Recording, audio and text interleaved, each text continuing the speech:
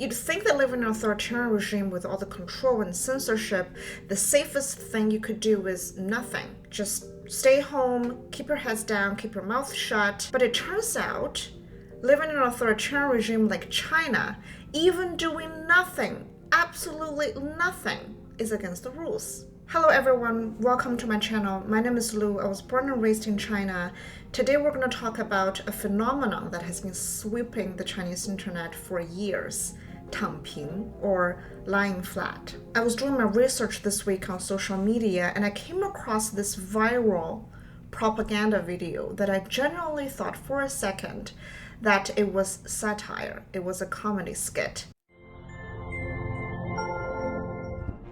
When lying flat becomes the norm and frequently appears online, when giving up is the best solution and repeatedly goes viral, young people in the public opinion arena inevitably feel confused. Faced with overwhelming negative emotions, we must keep our eyes open, stay clear-headed, and be wary of the complex traps hidden behind these seemingly ordinary lying flat narratives. This video wasn't made by some random influencer. It was actually made by China's spy agency, the Ministry of State Security, the MSS. So imagine someone is working at the CIA or MI6, just put on their uniforms and turned on their camera and got onto TikTok and decided to tell the youth that your burnout is not because of low wages or a 12-hour shift, which is so common in a Chinese workplace, but because of a foreign spy plot.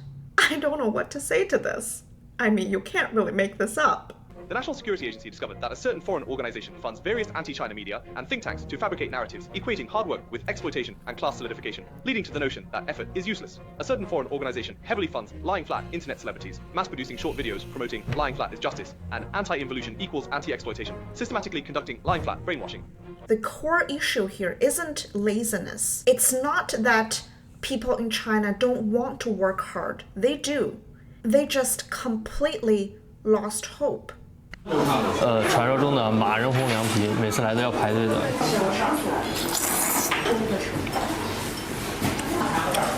好吃。所以啊，又回来了呀！希望反正不要像我们这样太辛苦，没有一点。 I know the economy is tough everywhere, but what the Chinese youth are experiencing is so much worse.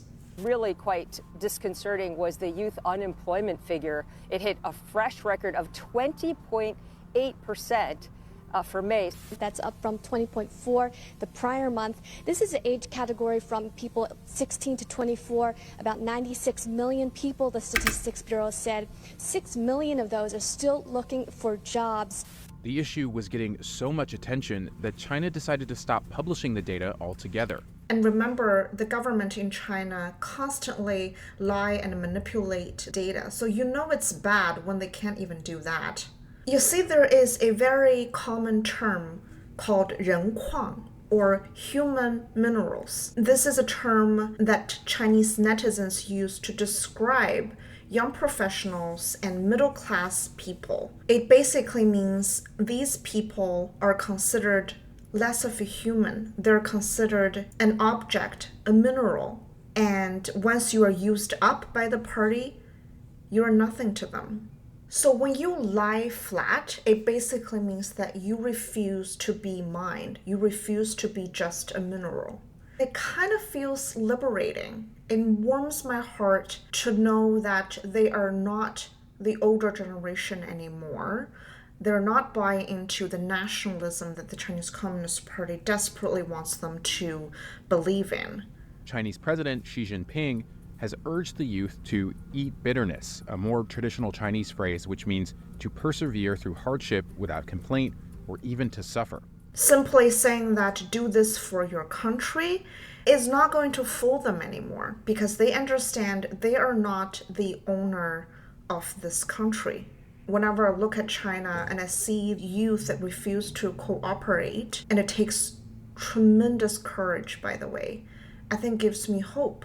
Hope that China would one day change and slowly move towards democracy. Lying flat, or 躺平, if you've never heard this term before, it basically means the younger generation in China have given up on hoping. It is a way for them, in a very self-deprecating way, to say that they don't see a future in this country for themselves. And since that they live under an authoritarian regime, there's no way for them to safely protest against the government. This is their passive way of showing their dissatisfaction of the government. Now, it's easy to conflate this idea with the quiet quitting movement in the West around the pandemic, but there's something that's very different happening in China right now, something irky. What's more ironic is that while they incite us to lie flat, they themselves are extremely busy. In recent years, certain countries have launched a series of economic plans, revitalization projects, talent programs, and even offered high salaries to attract global talent. It's interesting to see how different regimes handle a lack of motivation. In an authoritarian regime, the first instinct isn't to solve the problem, isn't even to comfort the public, comfort those who feel a loss of hope. The first instinct was to shift blame onto a foreign actor. Let me give you a few examples that you might have heard of. The Tiananmen massacre that happened in 1989. This very same spy agency that made that video was responsible for coming up with a conclusion or an investigation to explain why that happened. And by that, I mean why those students decided to take it to Tiananmen Square and protest. In an official report, MSS told the rest of the party that it is because of an CIA operation. And here's a cultural note that I think a lot of people miss when they discuss these wild conspiracies flying around on Chinese social media. China is a civilization full of imagination. Over 2,000 years of Chinese history, the Chinese people were never taught critical thinking, because critical thinking and dynasty and authoritarianism do not mix very well together. It was never permitted, never encouraged in the public education system. And critical thinking is such a hard skill to foster even if you try. So if you read Chinese literature, you'll find a lot of exaggeration, a lot of romance, a lot of imagination. Now, I'm not saying those things are bad. I think they're beautiful. I have a deep appreciation. So what you end up with is a large population that are very passionate. And I hate to say this, they're susceptible to wild stories and conspiracies. The wilder, the better. And it's actually hilarious when you think about it, because so many people in the West think of CIA as this incompetent agency.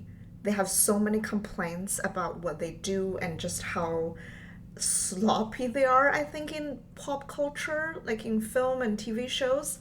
Little do they know that in the eyes of the Chinese Communist Party, they are this godlike department that is able to threaten the regime, or at least that's what they want the rest of the country to believe.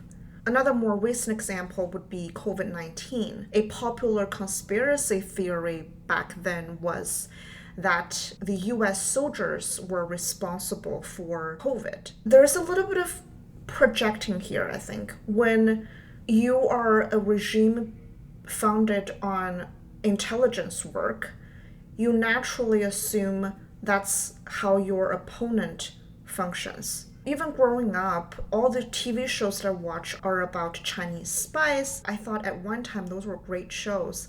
I probably learned so much about spying from those shows. It's just part of our culture.